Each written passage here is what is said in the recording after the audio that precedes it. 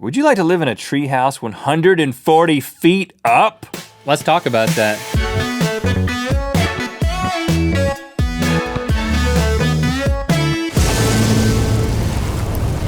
Good mythical morning. Close your eyes. Really, right now, go on, close your eyes, do it. Okay, now picture a world with no YouTube, no Instagram, no Twitter, no Facebook, no Chapsnap. All right? Listen, I know it's scary, but keep your eyes closed. Just keep them closed, and now hold out your hands. Hold out both hands, and here you go. I'm placing something in there. Here it is. Now open your eyes. It's a spear. Feels good, doesn't it? Feels freeing. Feels like your future has just been handed to you. Welcome to this episode. I did it all, Link. Yeah. I did everything you told them to do. Yeah. I didn't get anything from it, though. But the reason that you did that is because today we're going to be talking about the most isolated people groups on Earth. Yeah, this is super fascinating. I love to think about this, and I'm glad we get to talk about it today. Follow me to Papua. How do you say that place in New Guinea? Papua. Papua? Papua, how do you say it? Papua. Papua New Guinea. Papa New Guinea. Yeah, say Papa. I know there's a U in there, but I can't figure out how to say it. Let's go to the remote mountainous region of Morobe. Know how to say that, ? Perhaps we'll be the first to make contact with the Angu people, AKA the Tulembus, AKA the Kuka Kuka. Oh, yes. Never mind, there's already a French dude there with a camera. Now, in 2011, this video went viral. It was called Tribe Meets White Man for the First Time.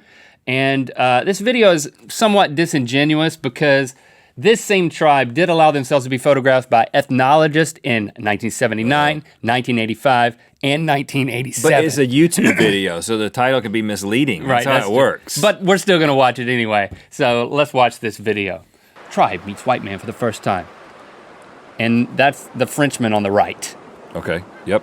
Now, whenever I meet an isolated people group, I do it over a raging river. What? On a, whoa! And look, he's gonna fall in. What does he have on? What kind of weird He's backless French vest is this? And he's wearing like flip-flops.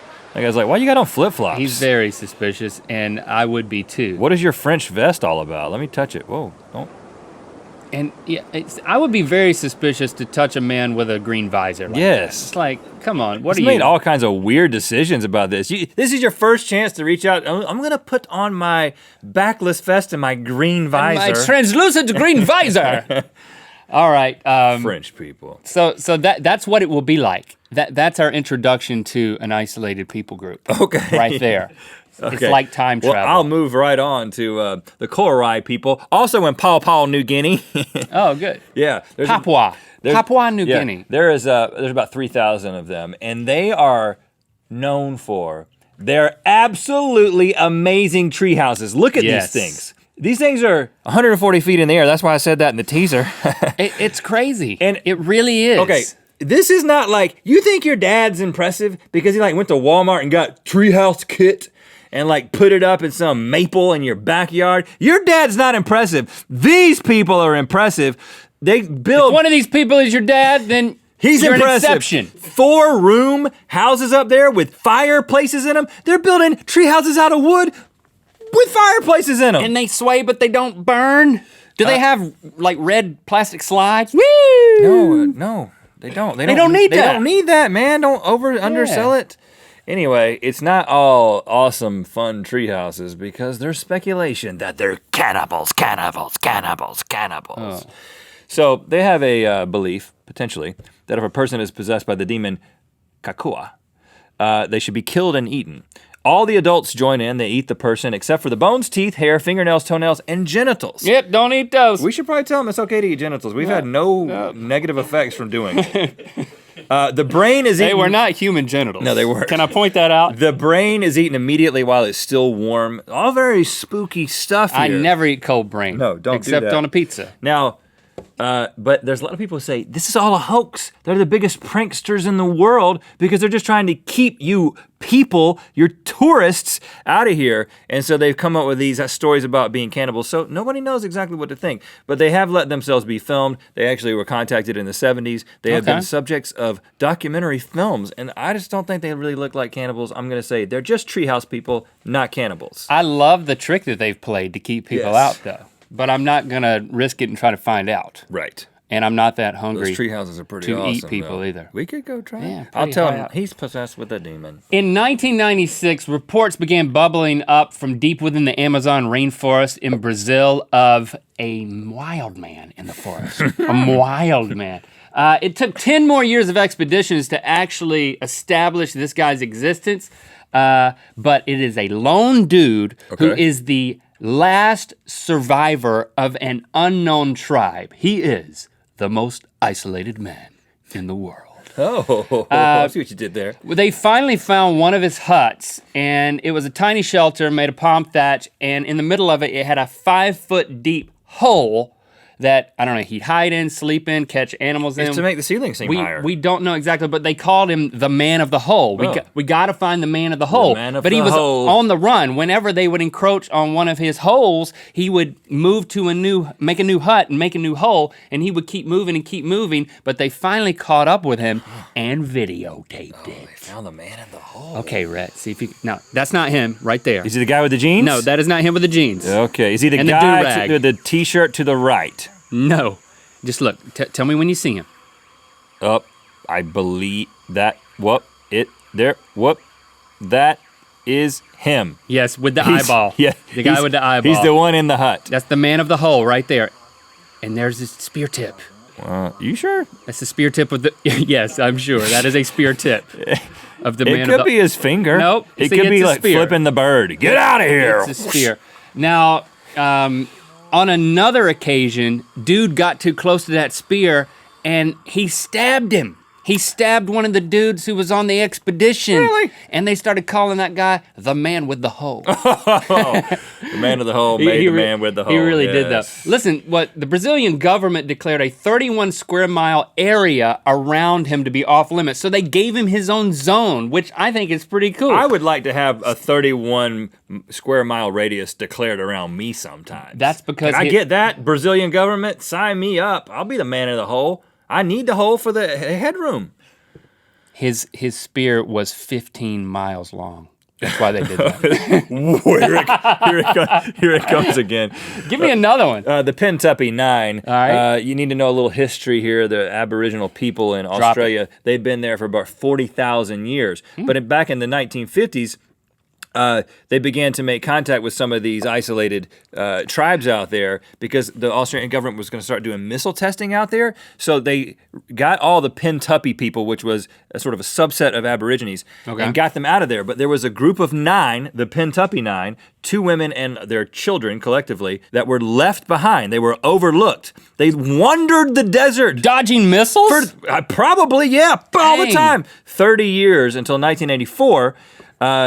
I'm going to tell you the account straight from the mouth of Whirling Paringa, the oldest brother and the leader of the group, who said, we had just speared a kangaroo. We could smell the feces of other humans in the air. Now, I can tell when somebody has used the bathroom before me at this place that we work at. We actually have a bathroom we call the dump bathroom because that's where you're supposed to take a dump. And I can tell that somebody's been in there before me, but that's about as good as my fecal nose gets. Can you tell if it was me or someone else? Yes, you have a very distinctive smell, Link. Okay, whatever. But I don't think I can smell your feces in the air. It's all that kangaroo meat I've been eating. But anyway, he follows the feces smell through the air. It turns out it's actually a group of Pentuppy people who've been westernized who are out there camping. He goes up there, he coughs, they run, they scatter because he had a really intimidating cough, apparently. They go to the authorities, they say, there's some wild people out there, we gotta go get them. They go out there, they convince them to come back with them. And he was like, okay, we'll do it, we'll go because we're having trouble finding food. The 9 of them get into a Toyota van and I don't know why this detail is included, but they played the band Midnight Oil for them, which was an Australian rock band with albums including 10-9-8-7-6-5-4-3-2-1. That's just one of their albums. Species Deceases. Species Deceases? And Redneck Wonderland. I love Redneck Wonderland. This is what they know about Western civilization. Could have been Queen. Could have been the Beatles. No, you gotta go with Species Deceases? I grew up in a Redneck Wonderland. Surprisingly, they have assimilated now and they have access to food and water, housing, education, and medical treatment. And now we have the Mashko Piro tribe, the last uncontacted tribe of the Amazon, believed to exist for over 600 years, but not sighted until the 80s when a helicopter was flying over. Because you know how in the 80s, like, helicopters would fly over and, like, Midnight Oil would be playing, like... Yeah, they were flown by T.J. Hooker or whatever his name was on Magnum P.I. No, that was another show. Yeah, I get it mixed up. 2007, aerial photos, including this one of the tribe, were taken, and they're just looking up like, keep going, buddy. Keep it moving. Don't you In think about 2011, video was taken by some travelers going down the Manu River, and there was a little bow and arrow pointing in their direction action. Okay. So they kept going, but the Peruvian government banned tourists from making contact, but private operators started offering tours for people to go and see the tribes up close. Not cool, okay? Especially given the fact that they're so isolated, their immunity is not the same as all these people who are coming and walking up on their shore and leaving trinkets and illness behind, and so they started dying. So now the government is having controlled exposures to increase their immunity to help take care of them a little bit. But let the Mashko Piro.